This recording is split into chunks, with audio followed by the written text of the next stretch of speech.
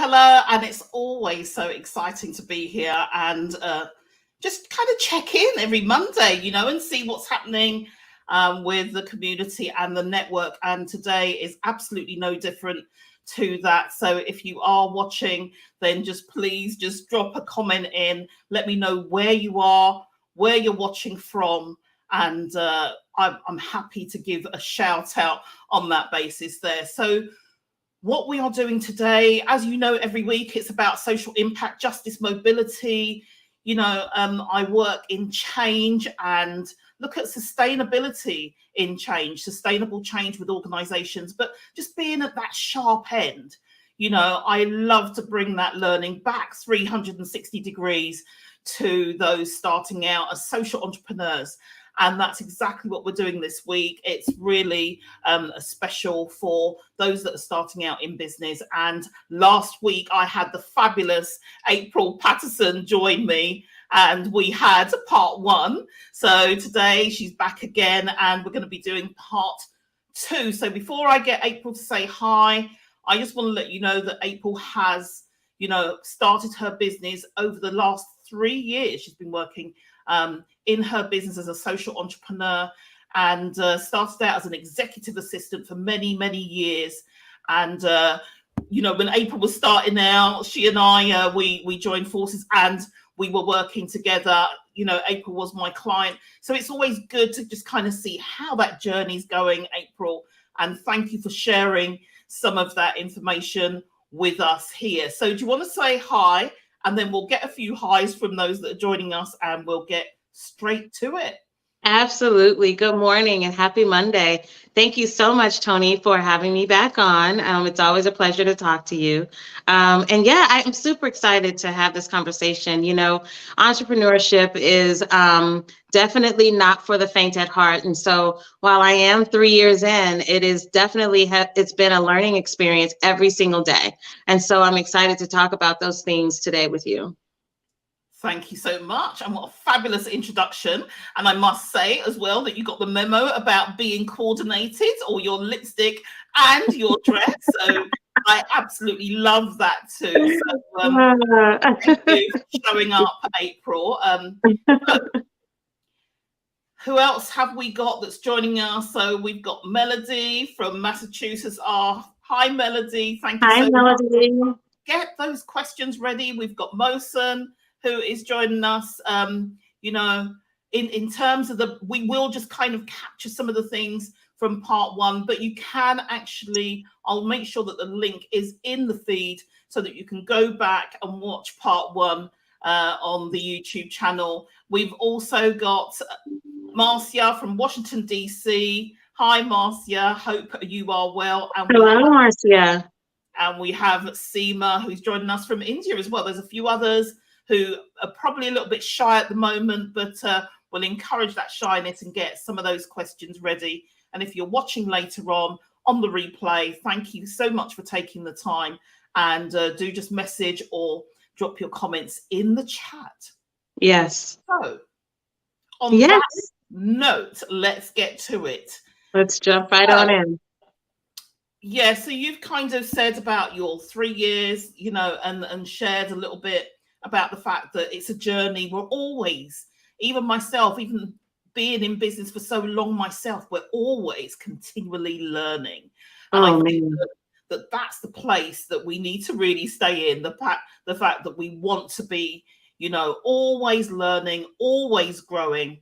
And I'm encouraging that. So we've got Miraj, who has just joined us from Bangladesh. Thank you so much for joining us here. So I want to kind of, start off by just talking about a few key themes. I want to talk about, outcomes, doing a pilot. How do you get started? It could well be, that you get a pilot done, that you've got a proof of concept. How do you know that this actually works? What are the outcomes that you're really, really looking for your client? So that's kind of the place that I want to start at, April. All right. And so that's a really good question. How do you know that this thing you think the world should, service or product should invest in, how do you know it's actually marketable? And so I can plainly and simple say that, by, people are interested in what you are selling and the services that you may be offering.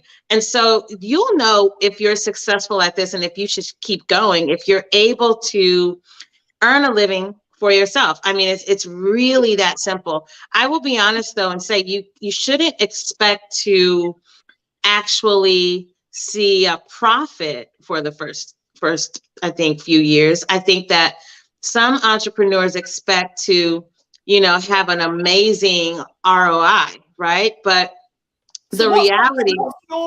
What's your journey, April, Yeah. in terms of that? In terms of the how did you get up and going? Right. So what I did was I tapped into my network, my center of influence, the people who know me, the people who knew me in the corporate world, who knew that the services that I am offering, I actually provided those services on the corporate side. So it was really easy for me to just stay. I think the goal should always be to stay within your genius, right? Right. Okay. So this is a point. Let me just jump in here, because so often people come to me asking me to help them set up in business, and what they're experienced in or what the sector is that they're experienced in is something completely different to what they want to set up in. And that's fine. But actually, if you've been in an industry for 30 years, why wouldn't you just offer that service? Right. That's absolutely right. And or offer that service to, you can sell that in that industry. And I think that's kind of what happened with me. I've been in criminal justice, specialist education, care. All of my career has been working with vulnerable groups and services. So it made sense that, I've seen it on one side with the budgets, and I've been on the other side, and I understand where the gaps are. I understand how the service runs. So it makes sense.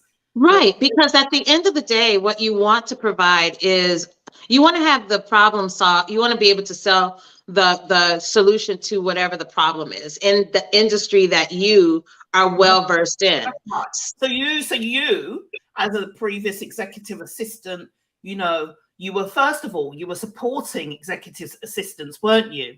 Yes, I was supporting. So I was supporting C-level executives, so CEOs, business, other major corporations, presidents of organizations, and things like that. So, managing an executive is something that I can do in my sleep, right? So, so it just made sense for me to launch a business where I can now bring those services to other business owners, other entrepreneurs, and provide that same level of service, still supporting an executive, but then also kind of adding more to my platform. So what you do is you have a basis of, you're really good at something, and then you build upon that.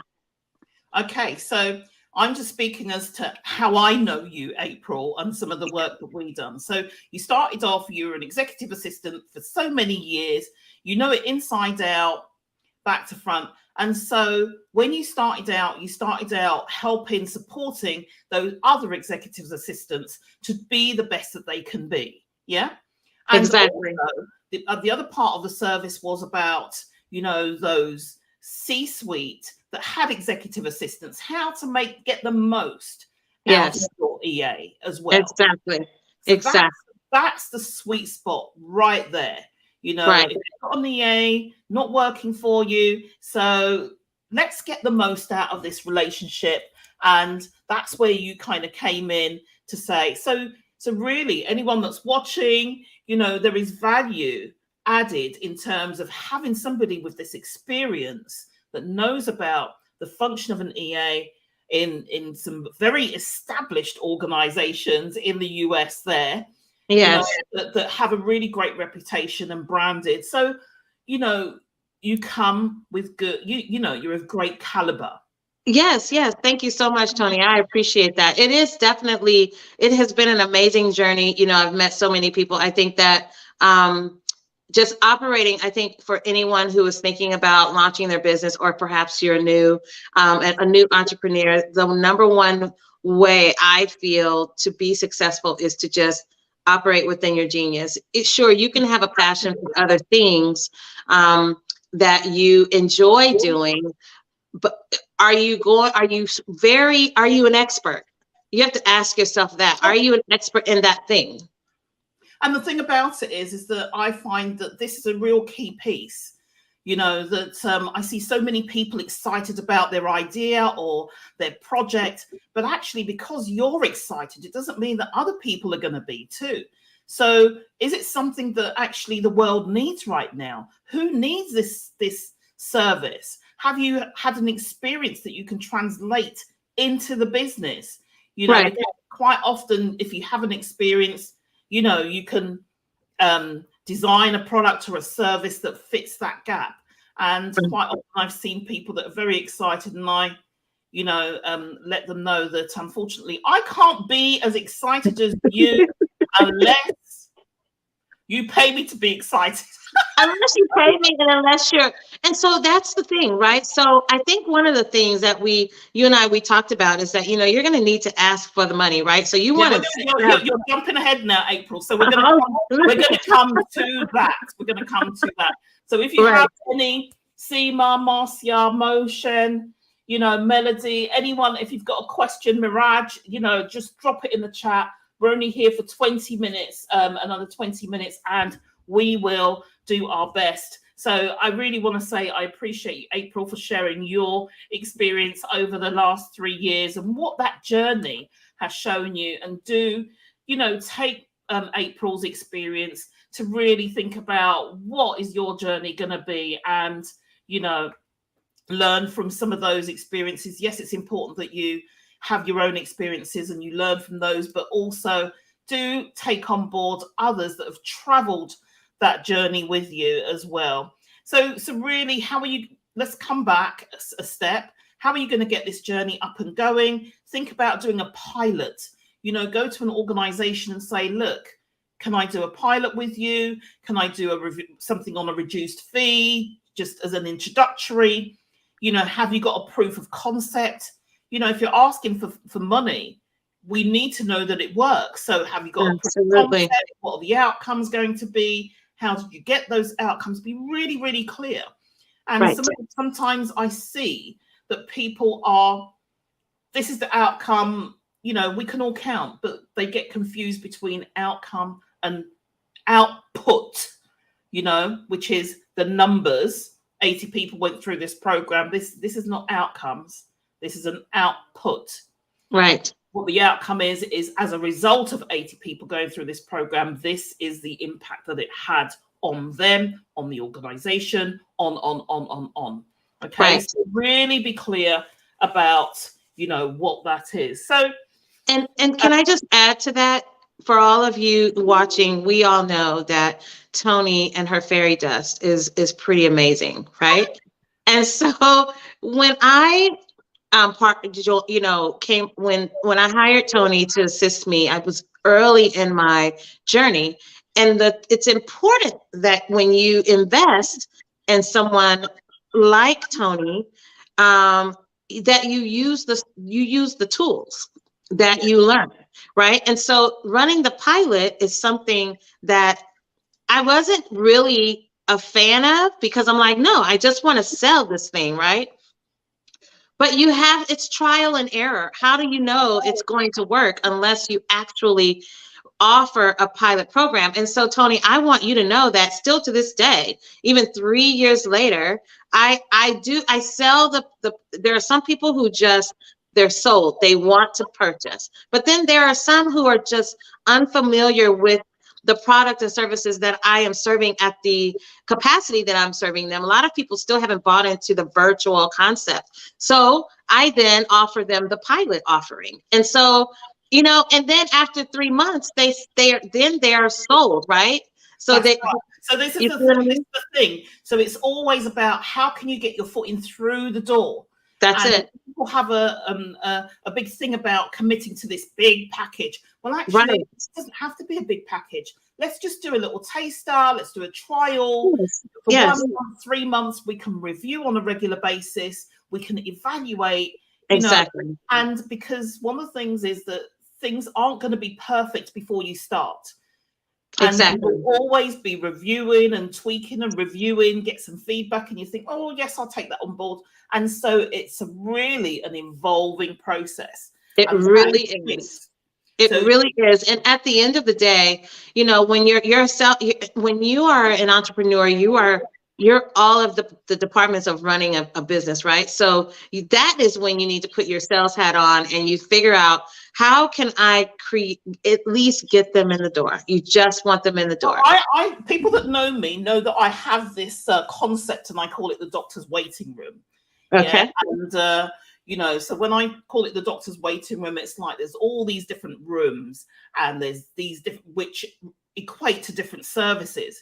But the idea is to get them in the waiting room first. You don't need to get them from the couch straight into one of those doors, because you know that if they're in the waiting room, then there's a chance. And that waiting room could be a membership. It could be just a consultation. It could be just something to just ease them in so that they're used to you. You're used to how they work and how they function. And it's so much easier. So thank you so much, April, for, reminding us about the pilot. It's so key. And Melanie also said that she loves the pilot concept, because it won't be perfect before you start. Get out there, dip your toe. You can't learn to swim unless you get in the water. You have to just jump right on in and maybe jump in. You can dip your toe in first. Dip your toe in.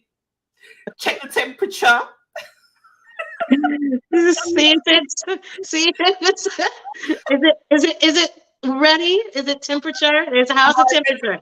You have to check the temperature. Check the temperature. Absolutely. And, get some help as you go. So, I want to kind of touch on a couple of other pieces, but one of the other things that will really set you right is the 5 Ps. And the 5 Ps are people, product, price, promotion, and place. I'm not going to dwell on that too much. I'm going to leave you to go and dwell on that, but I will highlight just a couple of things, before we start talking about asking for the money. Okay, so the 5 Ps, people. Who are your client? Who is your client? Everybody can't be your client, so who is your client? Like we said, be good at what you're doing in an industry that operate in your zone of, in your zone of genius. So who is your client? And quite often, what the battle here is that I see people, they move their price to match a particular client group. But actually, if you've done your figures based on, what you need to be generating over the course of the year, then you can't afford to drop your price. So what you do, rather than dropping your price, you change the client. You just change the scope. The price is the price. That's and right. I have said time is money and money is time, honey. And so Tony, do you remember that? I absolutely do. We laugh so hard every morning on our weekly check-ins. But Time is money. In between the laughing, we've done some serious work. We did some serious work. But at the end of the day, the point of the matter was time is money, period. Right? So if you are an expert at something and you've done your market research, you understand what the price is the price. Now, if they can't afford that particular package, not to worry, no problem. Sure, we can take some things off the table. That's the one. You just take some things off the table. You know, I will tell you, April. I will tell you, and I'll share with anyone else. So if you have a tale to tell, please just drop it in the comments and we'll share that as well. But I can remember once I was listening to my husband having a conversation with a client, and the conversation went like this: that she was wanting him to drop the price, and he said to her very clearly, I can change the spec, but I can't change the price. No. Yeah. So right. So I always say to people, change the spec, don't change the price. They want a lower price, you do a lower spec. And that is, how you go about it. That is negotiation 101. Negotiation 101. And after my husband came off the call, I said to him, I like the way that you managed that. And he said to me, not to the client, he said to me, well, I've got all these cars that I need to be paying for and a high maintenance car. So obviously I'm not in a position to change the price at all. So there you go. And Mark is agreeing with you. You got that right. Time is money, April. But you got to say time is money, honey. That's time is money, honey. You have to put the honey on there. Yeah, you got to put the honey bit in there. And Marcia's good, so Marcia will definitely be doing that, I'm sure. Yes. Be putting her own little flavouring on there. So she's saying, yes, I've worked with clients with champagne vision and a tap water budget. So there you go. So what you do, you just change the spec on that. Just change the spec. Yeah. That's right. So make it so that it's budget. It fits their budget palette. That's right. So people, knowing who your client is. What is the product? Now, this is another piece. It could be product or service. So I offer a range of 10 different things. So April, you come to me. It's like you can have this, or this. It's like, what are you going to take? None of it. So this is the thing, that being really clear about what is your specialism, what is your specialist piece. Yes, you can offer a range, but this is your main service. That's important. That is important. And I get it, because I struggled with that. Figuring out I can do so many things, right? But I needed to figure out, but what is the thing or a couple of things that you're. Oh, you're breaking up a little bit there, April. Oh, no. Am I still breaking up? Breaking up now? No, you're fine. I can hear you. Okay. Oh, goodness. Technology. Gotta love it. You must figure out what those couple of things are, one or two, maybe even three top things, and create a business around that. And then you can have your little one-offs that you do. I have plenty of one-offs that I do, but I have my core services. So you must figure out what your core service and products are going to be. And don't feel afraid, especially if you're starting out in business, that you have to offer all these things. The more specialist you are, people will come and seek you out. People come and seek me out for being a critical friend. They come in my inbox asking for fairy dust. And, they know that my specialist area is in, social impact, justice and mobility. So that is where my business expertise is. And we have someone from your fan club saying, go April, time is money, honey. And not sure who that is, but just type your name in and we'll give you a shout out. Yeah. Price, promotion, place, where you're going to promote it, and the place that you're going to be functioning from, if it's going to be online, in person. But we're going to come back to the price because we've got just a few minutes left, and we want to talk about money, the money piece, and money is not a dirty word. Getting paid is not, it's not offensive. In fact, Right. I find that people will respect you more if you say, well, actually, April, these are my fees. When I first started out, I came from public sector. And so ultimately, you get paid, you get your salary. And when you start out, you think, well, actually, there's no salary at the end of the month. I've got to start talking to people. Right. So I had a couple of things up my sleeve that, my husband used to say, I'm in this for funds, not fun. I love it. Let's get the dirty bit out of the way. And then he used to say to people, I've got to keep the lights on, even if they're dim. I said that to a client, and she said, I don't want no dim light. I want the bright. I want my lights to be bright, honey. How did you get on with asking for the money, April? How do I get? I'm sorry, say that part again. How did you get on initially asking for the money when you first started out?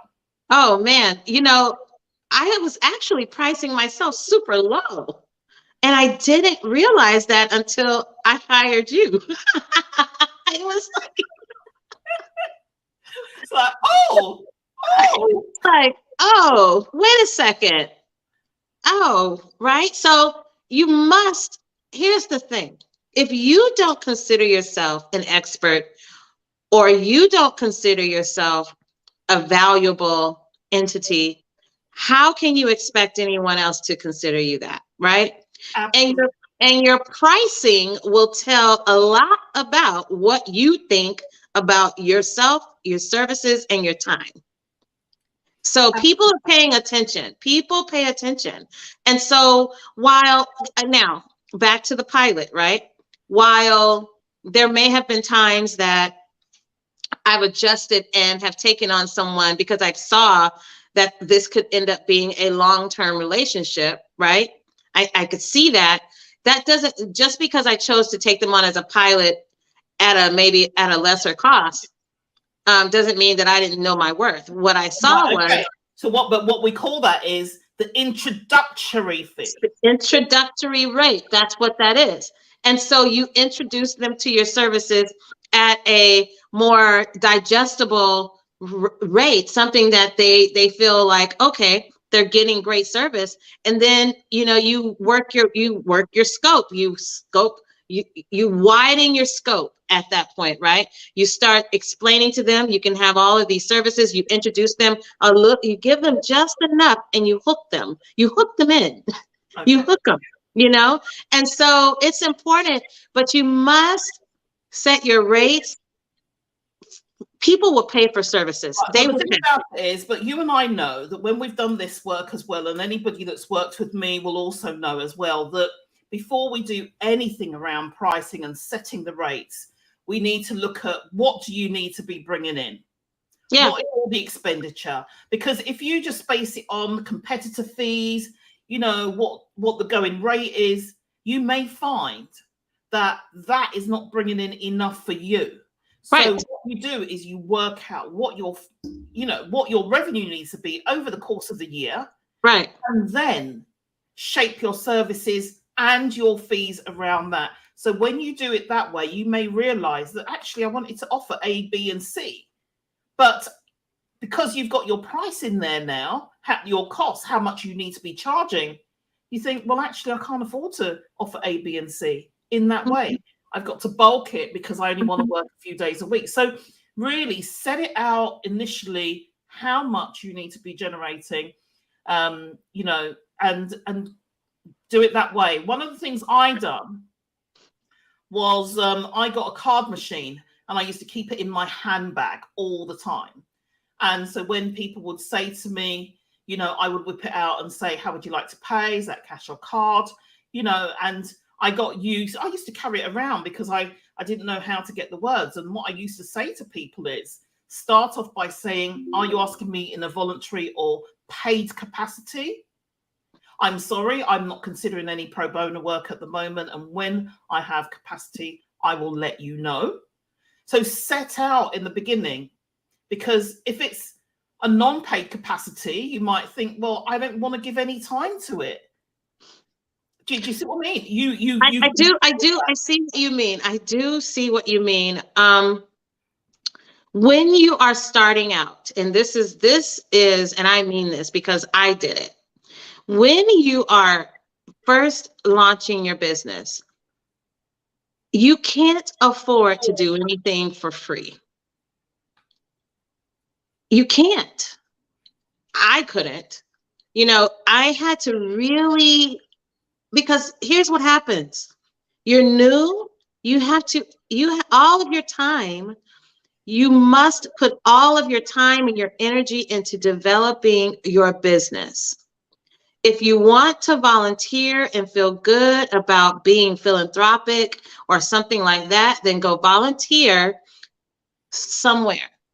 But when it comes to your business, if you offer your services for free in the beginning, what good is that? You have so many expenses. Well, the way that I see it, April, is you can always come down. You can come down. You can't go up once you set your fee. But that's why I say to people, if you do an introductory fee and let people know that from April next year, your fees will be increased, but anyone that is on this fee can stay on the introductory. Then you let them know that you're coming in here. This is the real fee, and it will be that fee from April next year. Just right in the beginning, so that they know that they're getting a damn good deal. We are kind of running out of time at the moment. However, sorry, that's hand signals for running out of time. Tony does lots of hand signals. Running out of time. Always got the hands going. Well, we've got the anonymous person was Marion. So thank you, Marion. So you may know Marion. April. I do know Marion. Oh my God, Marion Penn, I believe that is. Yeah. So Marcia's saying, let me reiterate from last week, don't delay contact. Oh, bless your heart. Thank you so much, Marcia. Marcia's doing some fantastic things around health care as well. Really interested in supporting people, that are on lower incomes with their diets and things like that. So this lady is fantastic. Do reach out to her as well and find out about her service. So we've got Jareen Williams. Check this out on the replay. Okay, thank you so much. And Marcia's also saying, love this, Tony. Now, thank you so much, Marcia. I love what you're doing too. I also love what April's doing, and I'm a champion for all of you in terms of I want all of you to do it right, and I want you to all feel inspired. That's the reason why when I'm working in change, I take the mistakes that I see in those larger organizations and I bring that learning back to those entrepreneurs. They can start out really, really well. So before we conclude, April, any concluding thoughts here? Time is money, honey. Time is money. That's it. Understand that. Time is money. Charge people. People will pay for your services. Don't be afraid. Okay. And I totally agree with that. Unless you go out with an intent that I don't want to charge, I don't need to charge, and that's your mission, then that's absolutely fine too. But if you've got bills to pay, you've worked out your finances, and it's really focused, there's more to it than an hourly rate or a day rate, a project rate.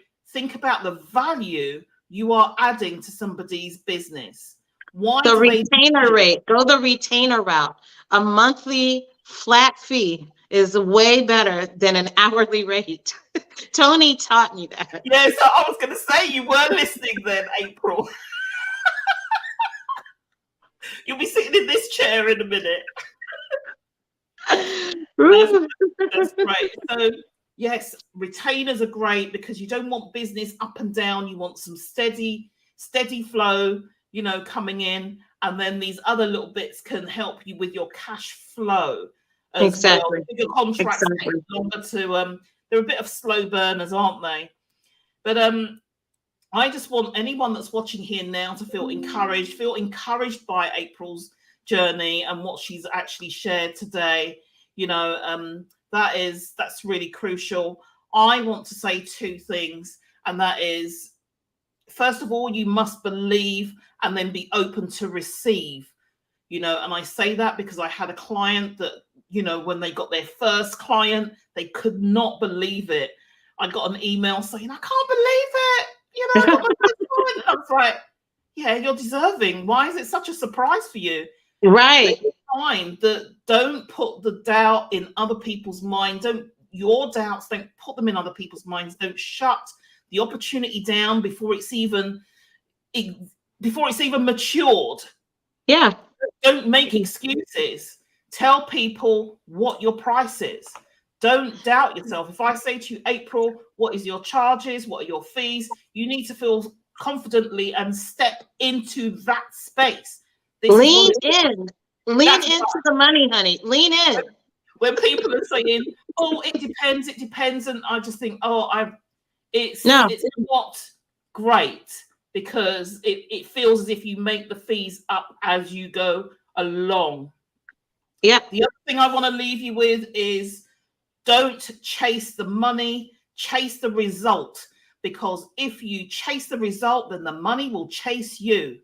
And I say on the back of that is, every so often I slow down enough for the money to catch me.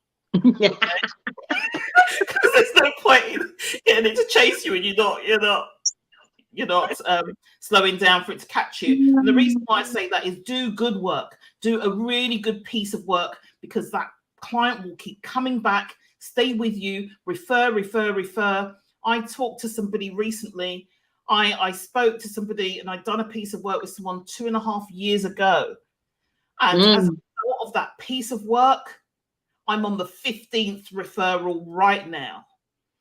From that, I could do a family tree. That is the only way I literally get business. It's referrals, honestly. And if I was not doing a great job, I wouldn't have the referrals. I am not, the marketing dollars. I don't spend a lot in marketing dollars. So, because that's right. It's referrals. It's referrals. That is the bulk. Majority of my 100% of my business comes from referrals. And that's the thing about it, is that if you do a good piece of work, that can take care of great marketing. I'm not saying don't marketing, that's still needed, but that piece of work is really important. So the key themes: be good at what you're doing, do great work with your clients, make sure that you deliver on those outcomes, and you're all in.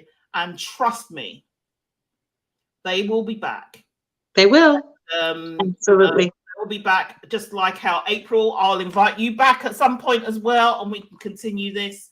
And I hope you all got something from the conversation today. So I just want to say thank you, Melody, Moshe, Marcia, Seema, Miraj, others, Marion, and so we've got Melody saying great show, very insightful, no problem. Thank you for joining as well, Melody. And we've got Marcia as well, who's saying, love this, Tony. Thank you. And really, really appreciate every single one of you, and appreciate you as well, April, and keep doing wonderful things.